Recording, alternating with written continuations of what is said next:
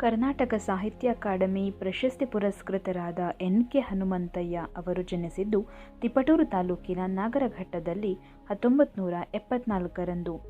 ಬೆಂಗಳೂರು ವಿಶ್ವವಿದ್ಯಾಲಯದಿಂದ ಕನ್ನಡ ಸಾಹಿತ್ಯದಲ್ಲಿ ಸ್ನಾತಕೋತ್ತರ ಪದವಿ ಪಡೆದವರು. ಇವರು ಹಿಮದ ಹೆಜ್ಜೆ, ಚಿತ್ರದ ಬೆನ್ನು, ಜಲಸ್ತಂಭ, ಕ್ರಾಂತಿ ವಸಂತ ಮೊದಲಾದ ಕೃತಿಗಳನ್ನು ನೀಡಿದ್ದಾರೆ. ಎನ್.ಕೆ. ಹನುಮಂತಯ್ಯನವರು ತಮ್ಮ ಕಿರಿಯ ವಯಸ್ಸಿನಲ್ಲಿಯೇ 2010ರಲ್ಲಿ ನಮ್ಮನ್ನು ಅಗಲಿದರು. ಪದ್ಯ ಗೋವು ತಿಂದು ಗೋವಿನಂತಾದವನು. ಅಸ್ಪೃಶ್ಯ. ಹೌದು, ನಾನು ವಿದ್ಯುತ್ತಿನ ಹಾಗೆ, ನಿಮ್ಮ ತಣ್ಣನೆಯ ಸ್ಪರ್ಶಕ್ಕೆ ಸಿಕ್ಕಲಾರೆ. ಅಸ್ಪೃಶ್ಯ. ಹೌದು, ನಾನು ಕಡಲ ಆಳದ ಹಾಗೆ, ನಿಮ್ಮ ಸುಡುಗಣ್ಣ ಸ್ಪರ್ಶಕ್ಕೆ ಸಿಕ್ಕಲಾರೆ. ಅಸ್ಪೃಶ್ಯ. ಹೌದು, ನಾನು ಮೊಲೆ ಮೂಡಿದ ನೆಲ, ಜೀವ, ಪ್ರೇಮದ ತೊಗಲ ಸಂಭೋಗಿನಿ. ಹುಟ್ಟುತ್ತವೆ ನನ್ನೊಳಗೆ ಕಾಡು, ಕಣಿವೆ, ನದಿ ಪರ್ವತಗಳು. ಅಸ್ಪೃಶ್ಯ. ಹೌದು ಹೌದು, ನಾನು ಸ್ವತಂತ್ರವನ್ನು ಭೋಗಿಸುವ ನಿಮ್ಮಂಥ ಸಲಿಂಗಕಾಮಿಗಳಿಗೆ ಹೆದರಲಾರೆ. ಪಕ್ಕೆ ತಬ್ಬಿದ ಮರಿ ಕಾಯುತ್ತಾ ಮರದಿಂದ ಮರಕ್ಕೆ ಹಾರುವ ಕೋತಿಗೆ ಹೆದರುತ್ತೇನೆ. ಅಸ್ಪೃಶ್ಯ. ಹೌದು, ನೀರು ನಾಳೆಗಳಿಲ್ಲದೆ ಹಣ ಅಣ್ವಸ್ತ್ರಗಳ ಕುಲುಮೆಯಾಗಿರುವ ನಿಮ್ಮ ಕಣ್ಣಿನ ಪ್ರಭೆಗೆ ಹೆದರಲಾರೆ. ನಿಮ್ಮ ಮಲ ತಿಂದು ನಿಮ್ಮ ಮನೆ ಕಾಯುವ ನಾಯಿಗೆ ಹೆದರುತ್ತೇನೆ. ಕೃತಕ ಕಣ್ಣಿಗೆ ಕನಸು ಕಾಣುವುದಿಲ್ಲ. ಅಸ್ಪೃಶ್ಯ. ಹೌದು, ನಾನು ಗೋವು ತಿನ್ನುತ್ತೇನೆ. ಗೋವು ತಿಂದು ಗೋವಿನಂತಾಗಿ ಗಿರಿ, ಕಣಿವೆ, ಬಯಲೊಳಗೆಲ್ಲ ಕುಣಿಯುತ್ತೇನೆ. ನೆಲದ ಮೇಲೆಯೇ ನಿಂತು ಬಾಲ ಎತ್ತಿ ಕಾಮನ ಬೆಲ್ಲಿಗೆ ಬಡಿಯುತ್ತೇನೆ. ಮಳೆ ಮೋಡಗಳ ತಿವಿದು ಸುಡುಗಾಡಿ ಕೆಡವುತ್ತೇನೆ. ಅಸ್ಪೃಶ್ಯ. ಹೌದು, ನಾನು ಗೋವು ತಿನ್ನುತ್ತೇನೆ. ಗೋವು ತಿಂದು ಗೋವಿನಂತಾಗಿ ರೋಮ ರೋಮಗಳಲ್ಲೂ ಕೆಚ್ಚಲನ್ನು ಹೊತ್ತು ತಿರುಗುತ್ತೇನೆ. ಕಸದ ತೊಟ್ಟಿಯಲ್ಲಿ ಬಿದ್ದ ಕೂಸುಗಳಿಗೆ ಹಾಲು ಕುಡಿಸುತ್ತೇನೆ. ಅಸ್ಪೃಶ್ಯ. ಛೆ, ಅಸ್ಪೃಶ್ಯ.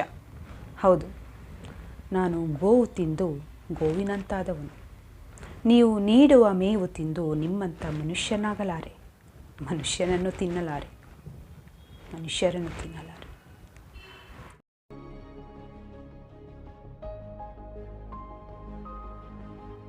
ಕೆ.ಪಿ. ಸುರೇಶ್ ಅವರು ಇಂಗ್ಲಿಷ್ ಸಾಹಿತ್ಯದಲ್ಲಿ ಸ್ನಾತಕೋತ್ತರ ಪದವಿಯನ್ನು ಪಡೆದವರು.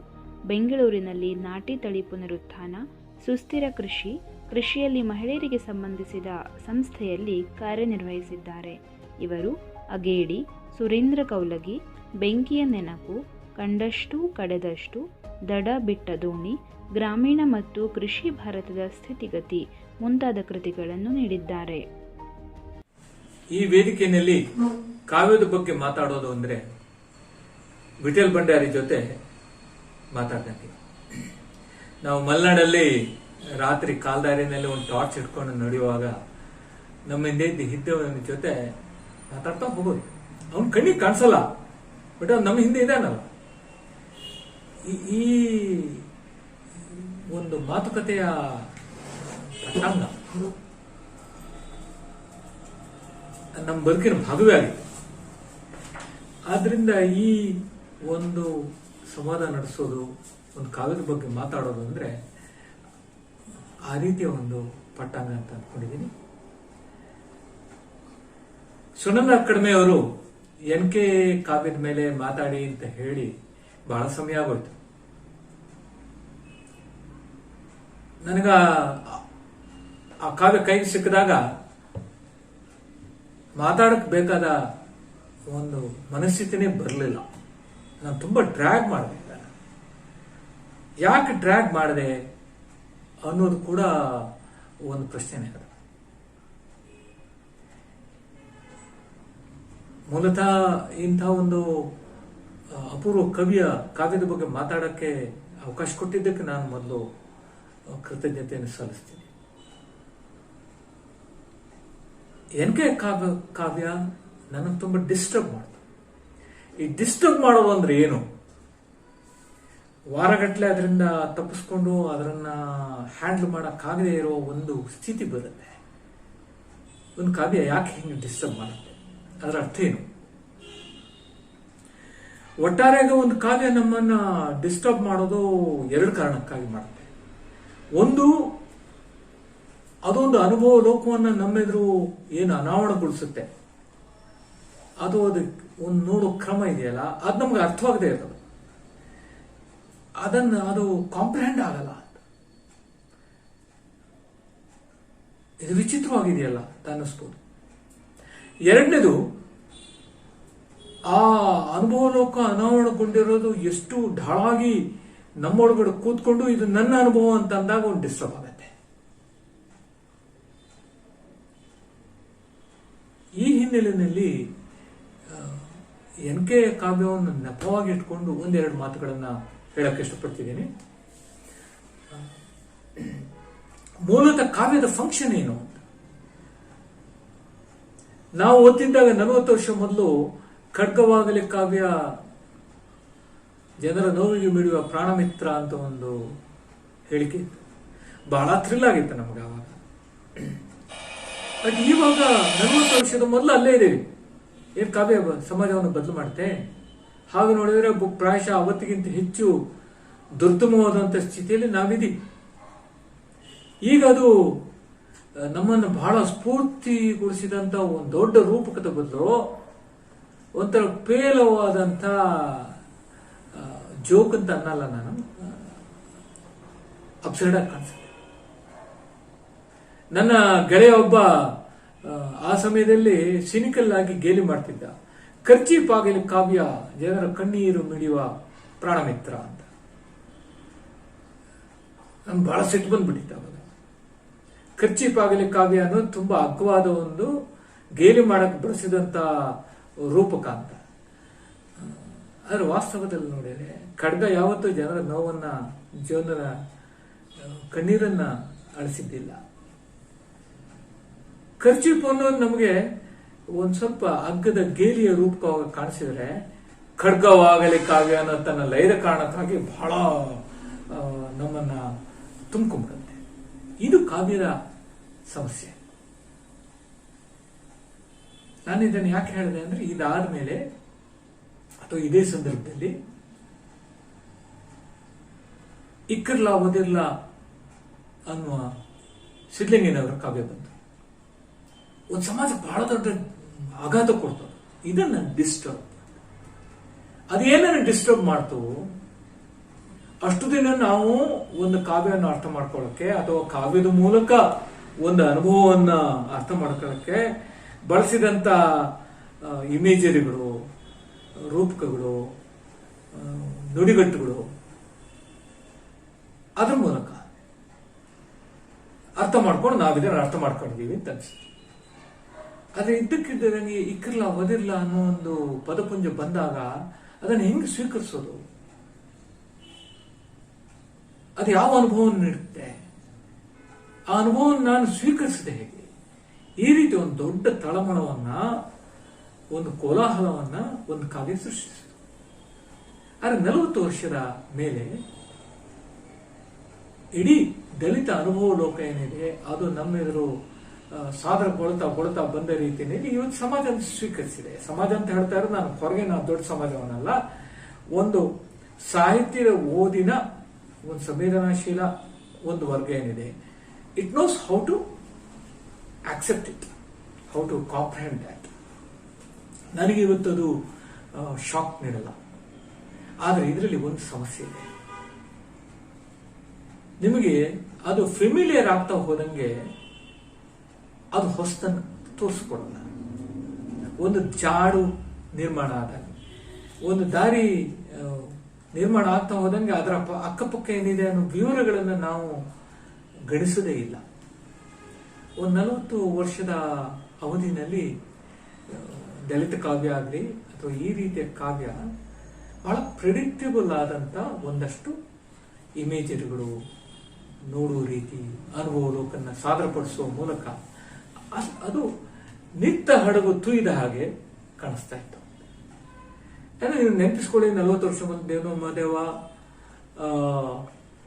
ಸಿದ್ಧಲಿಂಗಯ್ಯನವರು ಹೆಂಗೊಂದು ಅನುಭವ ಲೋಕವನ್ನು ಕಟ್ಕೊಟ್ಟು ಅದರ ಮೂಲಕ ಇಡೀ ಒಂದು ದಲಿತ ಲೋಕವನ್ನ, ದಲಿತ ಅಂದ್ರೆ ನಾನು ಕೇವಲ ಪರಿಶಿಷ್ಟ ಜಾತಿ ಪಂಗಡ ಅನ್ನೋ ಅರ್ಥದಲ್ಲಿ ಹೇಳ್ತಾ ಇಲ್ಲ, ಅದು ಒಟ್ಟು ದಾರುಣ ಅಂಚಿಗೆ ಸೇರಿದ ಒಂದು ಮನುಷ್ಯ ಲೋಕ ಇದೆಯಲ್ಲ, ಅದನ್ನ ಹಿಂಗ್ ನೋಡಿ, ಸೊ ಅಲ್ಲಿ ನಾವು ಮುಂದಕ್ಕೆ ಬಂದಿದ್ದೀವಿ.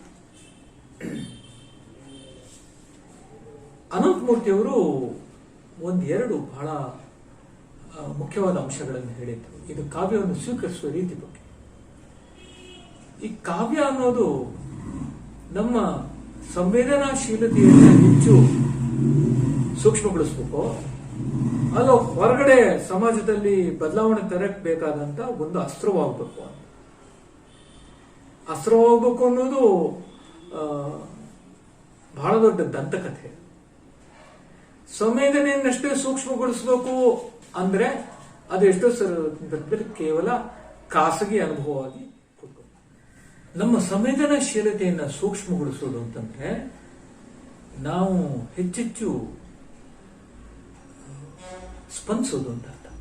ಆದ್ರಿಂದ ಆ ಸಂವೇದನಾಶೀಲತೆಯನ್ನು ಸೂಕ್ಷ್ಮಗೊಳಿಸುವಂತ ಒಂದು ಕಾವ್ಯವಾಗಲಿ ಸಾಹಿತ್ಯವಾಗಲಿ ಅದು ಖಾಸಗಿಯಾಗಿ ಸ್ವೀಕರಣಗೊಳ್ತಾ ನಿಷ್ಕ್ರಿಯವಾಗಕ್ಕೆ ಸಾಧ್ಯನೇ ಇಲ್ಲ. ಎ ಟ್ರೂ ಸೆನ್ಸಿಬಿಲಿಟಿ ಅದು ನಿಮ್ಮನ್ನ ಹೊರಗಿನ ಒಂದು ಬದಲಾವಣೆ, ಕ್ರಾಂತಿ, ಏನೇನು ಬಯಸ್ತೀವೋ ಅದಕ್ಕೆ ಬೇಕಾದ ರೀತಿಯಲ್ಲಿ ನಿಮ್ಮನ್ನು ಸನ್ನದ್ಧಗೊಳಿಸುತ್ತೆ. ಈ ದೃಷ್ಟಿಯಿಂದ ಒಂದು ಗ್ರೇಟ್ ಪೋಯಟ್ರಿ ಇದು ಎರಡನ್ನು ಮಾಡುತ್ತೆ. ಅದು ಬೈನರಿ ಅಲ್ಲ, ಇದು ಆಯ್ಕೆನೋ ಅದು ಆಯ್ಕೆನೋ ಅಂತ. ನಾನು ಇದನ್ನ ಯಾಕೆ ಹೇಳಿದೆ ಅಂದ್ರೆ ಕನ್ನಡದ ಓದುಗನ ಸಂವೇದನಾಶೀಲತೆಯಲ್ಲಿ ಕಳೆದ 40 ವರ್ಷದಲ್ಲಿ ಬಂದ ಬದಲಾವಣೆ ಏನು ಅಂತಂದ್ರೆ, ಇವತ್ತು ನೀವು ಒಂದೆರಡ ಕನಸಿನಲ್ಲಿ ಅಂತ ಹೇಳ್ಬಿಟ್ಟು ನಮ್ಮೂರು ಚಂದವೋ ನಿಮ್ಮೂರು ಚಂದವೋ ಅಂತ ಬರೆದು ಒಬ್ಬ ಕವಿ ಅಂತ ಅನ್ನಿಸ್ಕೊಳಕ್ ಸಾಧ್ಯ ಇಲ್ಲ. ಚಾರಿತ್ರಿಕವಾಗಿ ಒಂದು ಪಲ್ಲಾಟ ನಡೆದಿದೆ, ಒಂದು ಏನೋ ಬದಲಾವಣೆ ಘಟಿಸಿದೆ.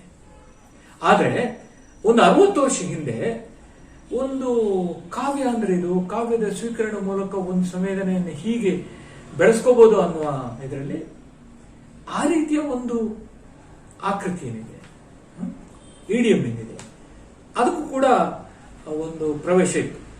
ಜನ ಬಹಳ ಮೆಚ್ಕೊಂಡಿತ್ತು. ಅದು ಯಾಕೆಂದ್ರೆ ಆವಾಗಲೂ ಅದು ಕ್ರಾಂತಿಕಾರಿ, ಆದ್ರೆ ಹಿಂದೆ ಅಷ್ಟು ಸರ್ಸದಲ್ಲಿ ಗಂಡ ಹೆಂಡತಿ ಮಾತಾಡುವಂಗೂ ಇರಲಿಲ್ಲ. ಇದು ಚಾರಿತ್ರಿಕವಾಗಿ ನಾವು ಗಮನಿಸಬೇಕಾದ, ಅದು ಆ ಕಾಲದಲ್ಲಿ ರೆಲೆವೆಂಟ್ ಅಥವಾ ಇಟ್ ವಾಸ್ ಟ್ರೂ, ಬಟ್ ಇವತ್ತಲ್ಲ. ಇದು ಒಂದು ಸಾಹಿತ್ಯದ ಪರಂಪರೆಯಲ್ಲಿ ಪ್ರತಿ ತಲೆಮಾರು ಬೆಳೀತಾ ಬೆಳೀತಾ ಬರುವ ರೀತಿ. ಇವತ್ತು ನಾವು ಯಾವ ಸಂವೇದನಾಶೀಲತೆಯನ್ನು ಬೆಳೆಸ್ಕೊಂಡಿದ್ದೀವಿ ಅದರಲ್ಲಿ ಈ ಸಾಮಾಜಿಕ ಪ್ರಜ್ಞೆಯ ಜಾಗೃತಿ, ಒಂದು ಅನುಕಂಪದಿಂದ ಮತ್ತು ಆಕ್ರೋಶದಿಂದಾಗಲಿ ನೋಡುವ ರೀತಿ, ಬದಲಾವಣೆಗೆ ನಾನು ಒಬ್ಬ ಏಜೆಂಟ್ ಆಗ್ತೀನಿ ಅನ್ನುವಂಥ ವೈಚಾರಿಕ ತವಕ, ಇದೆಲ್ಲೂ ಒಬ್ಬ ಸಂವೇದನಾಶೀಲ ವ್ಯಕ್ತಿಯಲ್ಲಿ ಇರುತ್ತೆ. ಇಲ್ಲಿ ನಾವು ಎನ್ಕೆಯನ್ನ ಹೇಗೆ ಪ್ಲೇಸ್ ಮಾಡ್ತೀವಿ ಅನ್ನೋದನ್ನ ನಾನು ನೋಡಕ್ಕೆ ಇಷ್ಟಪಡ್ತೀನಿ. 40 ವರ್ಷಗಳ ಮೇಲೆ ಹತ್ರ ನೀವು ಎನ್ಕೆ ಒಂದು ಡಿಕ್ಕಿ ಕೊಟ್ಟಿದ್ದೀಯಲ್ಲ ಕನ್ನಡ ದಲಿತ ಕಾವ್ಯಕ್ಕೆ ಅಂತ ಇಟ್ಕೊಳ್ಳಿ, ಅದು ಇನ್ ಜನರಲ್ ಒಂದು ಪೋಯಿಟ್ರಿಗೆ. ಇವತ್ತು ಎನ್ಕೆ ಕಾವ್ಯವನ್ನ ಮಂತ್ರದ ತರ ಅಥವಾ ಯಾವುದೋ ಒಂದು ನೆರಳನ್ನ ಕವನದ ತರ ಹೇಳ್ಕೊಂಡು ಓಡಾಡುವ ತುಂಬಾ ಹೊಸ ತಲೆಮಾರಿನ ಹುಡುಗರಿದ್ದಾರೆ. ನನಗೆ ಬಹಳ ಆಶ್ಚರ್ಯ ಆಗುತ್ತೆ. ಅಷ್ಟರ ಮಟ್ಟಿಗಿನ ಪ್ರಭಾವ ಒಬ್ಬ ಬೀರಿದಾನ ಅನ್ನೋದೇ ಅಚ್ಚರಿ ಹುಟ್ಟಿಸುವಂಥದ್ದು. ಅವನ ಕಾವ್ಯ, ಅವನ ಕಾವ್ಯ ಭಿನ್ನವಾದ್ದು ಮತ್ತು ಅದರ ಮಿತಿಗಳು ಏನು ಅನ್ನೋದನ್ನು ಕೂಡ ನಾವು ಗಮನಿಸಬೇಕಾಗಿದೆ. ಗೆಳೆಯರಾದಂಥ ರಹಮತ್ ಮತ್ತು ನಟರಾಜ್ ಇಬ್ರು ಕೂಡ ಅವನ ಕಾವ್ಯದಲ್ಲಿರುವ ಸಮಸ್ಯೆಗಳನ್ನು ಹೇಳಿದ್ದಾರೆ. ಹೈಪರ್ ಬೋಲ್ ಅಂತ ಏನ್ ಕರಿತೀವಿ, ಉತ್ಪ್ರೇಕ್ಷಾಲಂಕಾರದ ನಿಮ್ಮನ್ನ ನಡುಗಿಸುವಂತ, ನಿಮಗೆ ಶಾಕ್ ಕೊಡುವಂತ ನೂರಾರು ಇಮೇಜರಿಯನ್ನ, ರೂಪಕವನ್ನ ಅವನು ನಿಮ್ಮ ಮುಖದ ಎದುರು ಕಣ್ಣೆದುರು ತಿಳಿದು ಬರ್ತಾನೆ.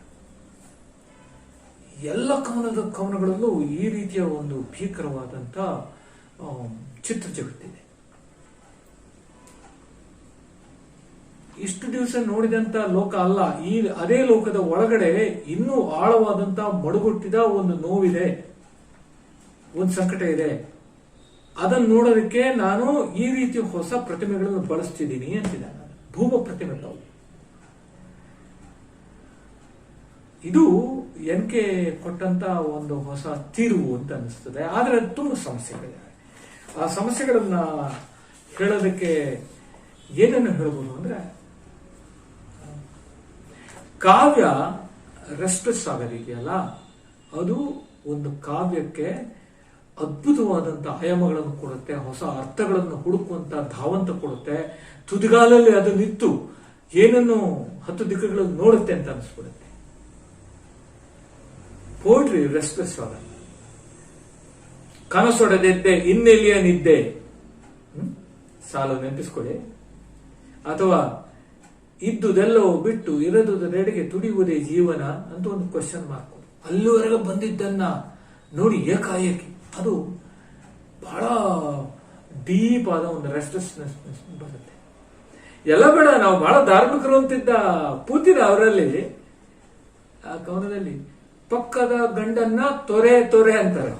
ಆ ಕವನದಲ್ಲಿ ಕೃಷ್ಣನ ಕೊಳಲಿನ ಕರೆ ಎಂತದ್ದು ಅಂದ್ರೆ, ಬಹಳ ಸದ್ಗ್ರಹಿಣಿಯಾಗಿದ್ದವಳು ಕೂಡ ಗಂಡನ್ನ ತೊರೆದು ತಾನು ಬಯಸೋ ಪ್ರಿಯ ನಡೆಗೆ ಹೋಗಲಿ ಅನ್ನೋದನ್ನು ಹೇಳ್ತಾರ ಅವರು. ಸಮಥಿಂಗ್ ನಿಮಗೆ ವಿಗ್ರಹ ಭಂಜಕ ಸಾಲುಗಳು. ಇದು ಒಂದು ರೆಸ್ಟ್ಲೆಸ್ ಆಗುವ ಪೋಯಿಟ್ರಿ ಕಟ್ಕೊಡೋರಿ. ಆದ್ರೆ ಕವಿ ರೆಸ್ಟ್ಲೆಸ್ ಆದ್ರೆ ಇಡೀ ಕವನವನ್ನು ಕಟ್ಟುವ ಒಂದು ಪ್ರಕ್ರಿಯೆ ಏನಿದೆ ಅದಕ್ಕೆ ಸದಾ ಒಂದು ಊನ ಬರ್ತಾ ಇರುತ್ತೆ. ಕವಿ ರೆಸ್ಟ್ಲೆಸ್ ಆಗ. ನನಗೆ ಎನ್ ಕೆಯ ಪೋಯಿಟ್ರಿಯನ್ನು ನೋಡಿದಾಗ ಅದು ಹೇಗಿದೆ ಅಂದ್ರೆ, ಒಬ್ಬ ಶಿಲ್ಪಿ ಒಂದು ಕಲ್ಲಿನಲ್ಲಿ 4 ಏಟು ಹೊಡೆಯೋದು, ಅಲ್ಲೇನೋ ಸ್ವಲ್ಪ ಅರೆಬರೆ ಕೆತ್ತೋದು, ಯಾಕೋ ಅಲ್ಲಿ ಅತೃಪ್ತಿನೆಲ್ಲ ಅದನ್ನು ಬಿಟ್ಬಿಟ್ಟು ಇನ್ನೊಂದಕ್ಕೆ ಹೋಗೋದು ಈ ರೀತಿ ಕಾಣಿಸುತ್ತೆ.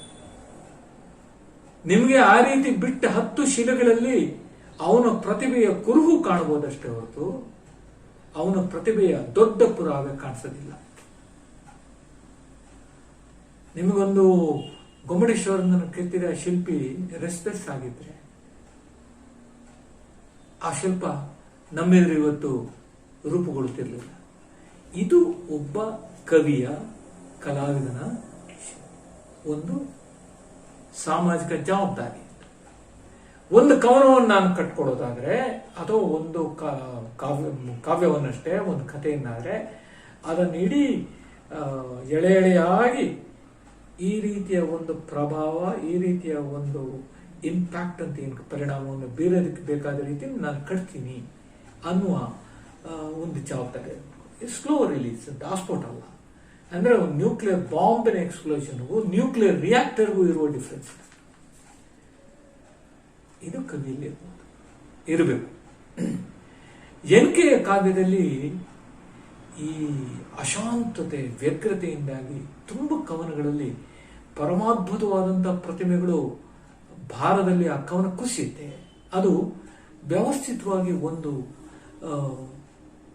ಅಂತಿಮವಾಗಿ ಏನು ಹೇಳಬೇಕು ಅದನ್ನು ಹೇಳೋದಕ್ಕೆ ಶಕ್ತವಾಗಲಿಲ್ಲ, ಅಥವಾ ಪಟ್ಟಂತ ಬರ್ತದೆ.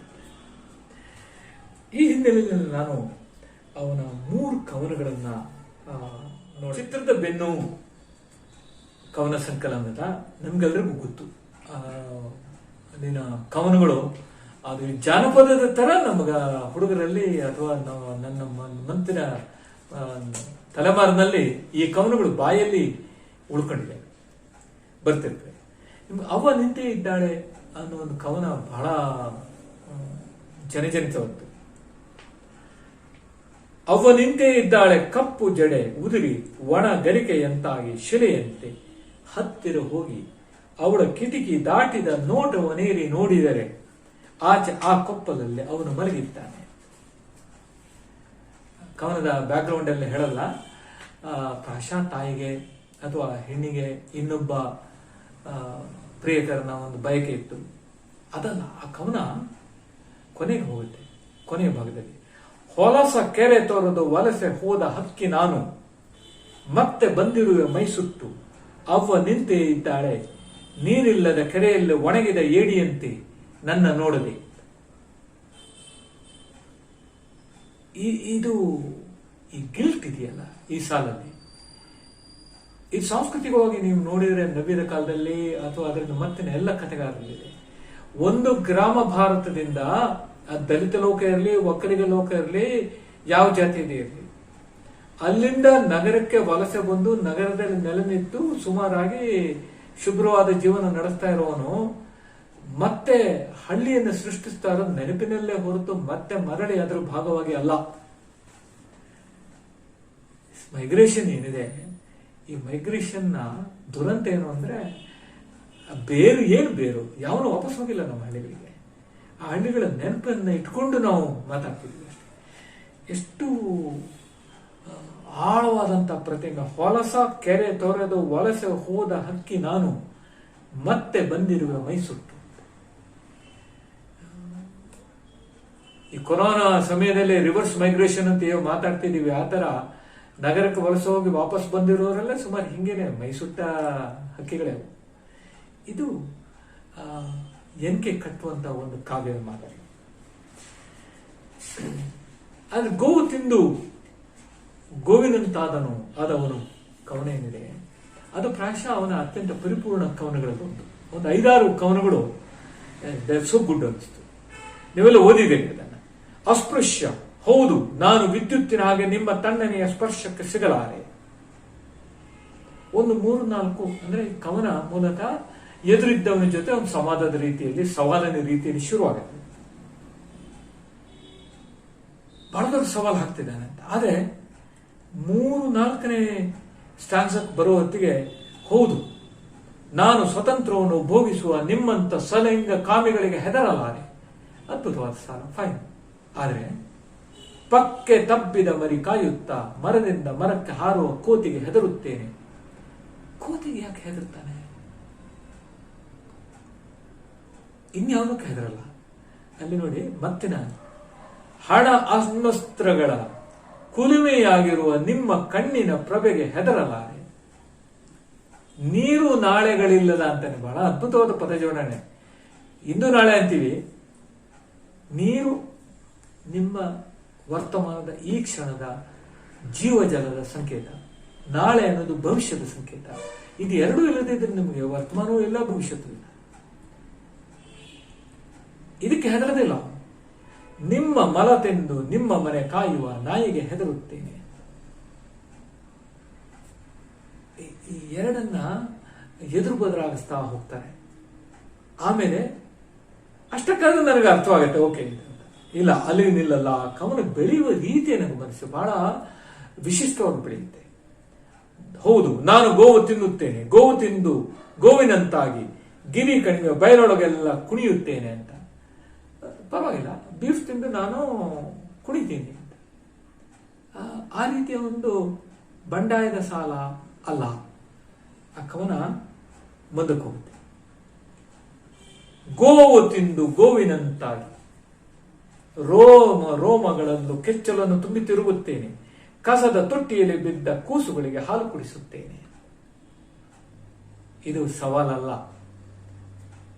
ಇದು ತಾನೇ ಬಹಳ ದೊಡ್ಡ ಜೀವದಾಯಿನಿ ಆಗುವಂತಹ ರೂಪಾಂತರ. ನೋಡಿ, ಒಂದು ಪರಂಪರೆಯ ರೂಪಕಗಳಿಗೆ ಒಂದು ಕವನ ಚಕ್ಕಂತ ಲಿಂಕ್ ಆಗೋದಂದ್ರೆ ಹಿಂಗೆ. ನಮ್ಮಲ್ಲಿ ಜೀಮತವಾನ್ನ ಕಥೆನಲ್ಲಿ ಬರುತ್ತೆ, ಕಾವ್ಯವಂದರೆ ಅಮೃತಕ್ಕೆ ಹಾರುವ ಗರುಡ ಅಂತಂದು ಅಲ್ಲ. ಆ ಗರುಡ ಹಾರಿದ್ದು ಅಲ್ಲಿ ಎಲುಬಿನ ರಾಶಿಯಾಗಿದ್ದಂತ ಹಾವುಗಳಿಗೆ ಜೀವ ಕೊಡೋದಕ್ಕೆ. ಇದು ರೋಮಗಳಲ್ಲಿ ಕಿಚ್ಚಲನ್ನು ಹೊತ್ತು ಅಂತ ನೆನ್ಪಿಡಿ. ಹಸುವಿನ ರೋಮಗಳಲ್ಲಿ ದೇವತೆಗಳಿದಾವೆ ಅಂತ ನಂಬಿಕೆ. 33 ಕೋಟಿ ದೇವತೆಗಳಿದಾವೆ, 33, 66. ಪಾಪ ಅವರು ಎಷ್ಟು ರೋಮ ಇದೆಯೋ ಅಷ್ಟು. ಆದ್ರೆ ಎನ್ಕೆಯ ಕಾವ್ಯದ ಹಸುವಿನಲ್ಲಿ ರೋಮದಲ್ಲಿ ಕೆಚ್ಚಲಿರುತ್ತೆ, ಹಾಲು ಕೊಡುತ್ತೆ. ಆ ಹಾಲು ಯಾರಿಗೆ ಸಲ್ಲುತ್ತೆ ಅಂದ್ರೆ ಕಸದ ತೊಟ್ಟಿಯಲ್ಲಿ ಬಿದ್ದ ಕೂಸುಗಳಿಗೆ ಹಾಲು ಕುಡಿಸುತ್ತೇನೆ. 2, 3ನೆಯ ಒಂದು ನಮ್ಮ ಜಾನಪದೀಯವಾಗಿ ಇರ್ಬೋದು ಇದರಲ್ಲಿ ಇದೇ ರೀತಿಯ ಒಂದು ಸಾದೃಶ್ಯ ಇದೆ. ನೀವು ನೋಡಿದಿರಲ್ಲ, ತಿರುಪತಿ ಶ್ರೀನಿವಾಸ ಕಲ್ಯಾಣ ಫಿಲ್ಮ್ ಅಲ್ಲಿ ಬರುತ್ತೆ, ಹಸಂಗ ಹೋಗ್ಬಿಟ್ಟು ಆ ಹುತ್ತದಲ್ಲಿರುವ ಶ್ರೀನಿವಾಸನಿಗೆ ಹಿಂಗೆ ಜರ್ರ ಅಂತ ಹಾಲು ಸುರಿಸುತ್ತೆ. ತಾನು ಕಟ್ಟಿಟ್ಕೊಂಡಿದ್ದ ಕೆಚ್ಚಲಿನ ಹಾಲನ್ನ ಹುತ್ತದಲ್ಲಿದ್ದಂತ ದೇವರಿಗೆ ಕುಡಿಸುತ್ತೆ. ಯಾವುದು? ಹಸು. ದೇವರಿಗೆ ಯಾಕೆ ಹಾಲು ಕುಡಿಸ್ಬೇಕು ಅಂತ ಗೊತ್ತಾಗಿಲ್ಲ ನನಗೆ. ಅದು ಅಲ್ಲಿ ದೇವರಿಗೆ ಆ ಹಸು ಹಾಲು ಕುಡಿಸಿದ್ರೆ ಎನ್ಕೆಯ ಹಸು ಅಂದ್ರೆ ಅವನೇ ಸ್ವತಃ ಕವಿ ಕಸದ ತೊಟ್ಟಿಯಲ್ಲಿ ಬಿದ್ದ ಕೂಸುಗಳಿಗೆ ಹಾಲು ಕುಡಿಸುತ್ತೇನೆ. ಒಂದು ಲೋಕೋತ್ತರವಾದಂತಹ ಜೀವದಾಯಿನಿಯಾಗುವ ಹಸುವಾಗಿ ಕವಿ ರೂಪಾಂತರಗೊಳ್ಳುತ್ತಾನೆ, ಗೋವು ತಿಂದವನು. ಇದು ಈ ಕವನ ಬೆಳೆಯುವ ರೀತಿ. ಆದ್ರೆ ಅಷ್ಟಕ್ಕೆ ನಿಲ್ಲಲ್ಲ. ಅಷ್ಟಕ್ಕೆ ನಿಂತರೆ ಒಂದು ಭಾವನಾತ್ಮಕವಾದಂತ ಮೇರು ಹಂತಕ್ಕೆ ತಲುಪುತ್ತೆ. ನಿಜ, ಅವನು ವಾಸ್ತವವನ್ನ ಮರೆತು ಬಿಡಲ್ಲ. ಕೊನೆಯ ಪ್ಯಾರಾಗ್ರಾಫ್ನಲ್ಲಿ ಏಕೈಕೆ ಅದು ಇನ್ನಷ್ಟು ಪೊಲಿಟಿಕಲ್ ಆಗುತ್ತೆ. ನಾನು ಗೋವು ತಿಂದು ಗೋವಿನಂತಾದವನು, ನೀವು ನೀಡುವ ಮೇವು ತಿಂದು ನಿಮ್ಮಂತ ಮನುಷ್ಯನಾಗಲಾರೆ, ಮನುಷ್ಯರನ್ನು ತಿನ್ನಲಾರೆ. This is how it becomes political. ಕನ್ನಡದಲ್ಲಿ ಅತ್ಯಂತ ಪರ್ಫೆಕ್ಟ್ ಆಗಿ ಬೆಳೆದ ಒಂದು ಶ್ರೇಷ್ಠ ಕವನಗಳ ಪೈಕಿಯಲ್ಲಿ ಪ್ರಾಶಿ ಇದೆ. ಇನ್ನೊಂದು ಕವನವನ್ನು ಸ್ವಲ್ಪ ನೋಡ್ತೀನಿ. ನನಗೆ ಅವನ ಕವನಗಳ ಮಿತಿಗಳ ಬಗ್ಗೆ ಹೇಳಿದೆ. ತುಂಬಾ ಸೆಲ್ಫ್ ಪಿಟ್ ಇದೆ, ವಿಪರೀತವಾದಂಥ ಇಮೇಜರಿಗಳ ಮೂಲಕ ನಮಗೆ ಆಘಾತ ಕೊಡಕ್ ನೋಡ್ತಾನೆ. ಅದರ ಮೂಲಕ ಆ ಕವನಗಳೆಲ್ಲ ಗಟ್ಟಿಯಾಗಿ ನಿಲ್ಲಲ್ಲ, ಸ್ಫೋಟ ಆಗುತ್ತೆ ಮಧ್ಯೆ ಮಧ್ಯೆ ಅಂತ. ನೀವು ಲೋಕದ ಕಡೆ ಗಮನ ಕೊಟ್ಟಾಗ, ಹೊರಗಡೆ ನೋಡಿದಾಗ ಕವನ ಹೆಚ್ಚು ಆಬ್ಜೆಕ್ಟಿವ್ ಆಗುತ್ತೆ. ಈ ಒಂದು ಕವನವನ್ನು ನೋಡಿ, ನಾನು ನಾನು ನಾನು ಅಂತ ಇದ್ದಾಗಲೂ ಕೂಡ ಈ ಇರುವೆಯ ಮೇಲೆ ನನ್ನ ಭಾರದ ಹೆಜ್ಜೆಯನ್ನಿಟ್ಟೆ, ತುಸು ಕಾಲದ ನಂತರ ತೆಗೆದೆ, ಇರುವೆ ಮತ್ತೆ ಚಲಿಸುತ್ತಿದೆ. ಏ ಸೂಜಿಯ ಗಾತ್ರದ ಜೀವವೇ, ನನ್ನ ಭಾರ ಹೊರುವ ನಿನ್ನ ಬೆನ್ನಿಗೆ ಶರಣು. ಉಳಿದೆಲ್ಲ ಕವನಗಳಲ್ಲಿ ನಾನು ಆ ಲೋಕವನ್ನು ಹೇಳ್ತಾ ಇದ್ರೆ, ಈ ಒಂದು ಕವನದಲ್ಲಿ ಅತ್ಯಂತ ಕ್ಷುದ್ರವಾದಂತಹ ಇನ್ಯಾವುದೋ ಪ್ರಾಣಿ ಪ್ರಪಂಚದ ಕಡೆ ಹಿಂಗೆ ಎನ್ಕೆ ನೋಡ್ತಾನೆ. ತುಂಬಾ ಸೂಕ್ಷ್ಮವಾದ ಗ್ರಹಿಕೆ. ಅಷ್ಟು ಸಣ್ಣ ಇರುವೆ ನನ್ನ ಭಾರವನ್ನು ಹೊರುತ್ತೆ ಅಂತ ಇಡೀ ದಲಿತ ಜಗತ್ತಿನ ಬಹಳ ದೊಡ್ಡ ರೂಪಕವಾಗಿಯೂ ನೋಡಬಹುದು. ಆ ಕವನ ಇಸ್ ಎ ಗ್ರೇಟ್ ಪೋಯಮ್.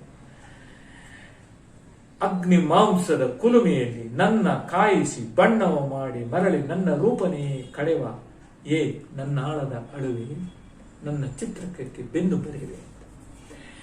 ಇದು ಅವನ ಕಾವ್ಯದ ಶಕ್ತಿ. ಆದರೆ ಎನ್ಕೆಯ ಕಾವ್ಯದ ಬಗ್ಗೆ ಹೊಸ ತಲೆಮಾರಿಗೆ ನಾನು ಹೇಳಬೇಕಾಗಿರೋ ಬಹಳ ಮುಖ್ಯವಾದ ಅಂಶ ಅಂದ್ರೆ, ನೀವು ಎನ್ಕೆಯ ಕಾವ್ಯವನ್ನು ಓದಿ ಪ್ರಭಾವಕ್ಕೊಳಗಾಗಿ ಹಂಗೆ ಕವನ ಬರೆಯಕ್ಕೆ ಸಾಧ್ಯ ಇಲ್ಲ. ಅದರ ಮಿತಿಗಳು ಎಷ್ಟು ಘೋರವಾಗಿದ್ದಾವೆ ಅಂತಂದ್ರೆ, ನೀವು ಅದರಲ್ಲಿ ಆ ಸುಳಿಯಲ್ಲಿ ಸಿಕ್ಕಾಕೊಳ್ತೀರಿ ಹೊರತು ಅವನು ಅದನ್ನು ಮೀರುವಂತ ಒಂದು ವಿರಾಟ್ ಶಕ್ತಿ ಅವನಿಗೇನಿದೆ ಅದು ಧಾರಣ ಮಾಡ್ಕೊಳಕ್ಕಾಗುತ್ತಾ ಗೊತ್ತಿಲ್ಲ. ಆದ್ರೆ ಪ್ರತಿ ಕವಿಯನ್ನು ಓದಿದಾಗ ನಾವು ಗಮನಿಸಬೇಕಾದ್ದು, ಅವನು ಹೆಂಗೆ ಒಂದು ಹೊಸದಾದಂತ ನುಡಿಗಟ್ಟನ್ನ, ಹೊಸ ಆಯಾಮವನ್ನ, ಹೊಸ ಅನಾವರಣವನ್ನು ಶೋಧಿಸಿದ್ನೋ ಅದು ನಮ್ಮ ಕೈಲಾಗಬೇಕು. Each generation has to find its own idiom, its own exploration of dimension. ಅದು ನಿಮ್ಮಿಂದ ಸಾಧ್ಯ ಆಗಲಿ. ಈ ಕಾವ್ಯ ಓದೋದಕ್ಕೆ ಅವಕಾಶ ಕೊಟ್ಟ ಎಲ್ಲರಿಗೂ ಕೃತಜ್ಞತೆಗಳು. ನಮಸ್ಕಾರ. ವಿಡಿಯೋವನ್ನು ವೀಕ್ಷಿಸಿದ್ದಕ್ಕಾಗಿ ಧನ್ಯವಾದಗಳು. ಈ ವಿಡಿಯೋವನ್ನು ಇತರರಿಗೂ ಶೇರ್ ಮಾಡಿ, ನಮ್ಮ ಚಾನಲ್ಗೆ ಸಬ್ಸ್ಕ್ರೈಬ್ ಆಗಿ, ಹಾಗೆ ನಿರಂತರ ಸುದ್ದಿಗಳಿಗಾಗಿ ಬೆಲ್ ಐಕಾನ್ ಅನ್ನು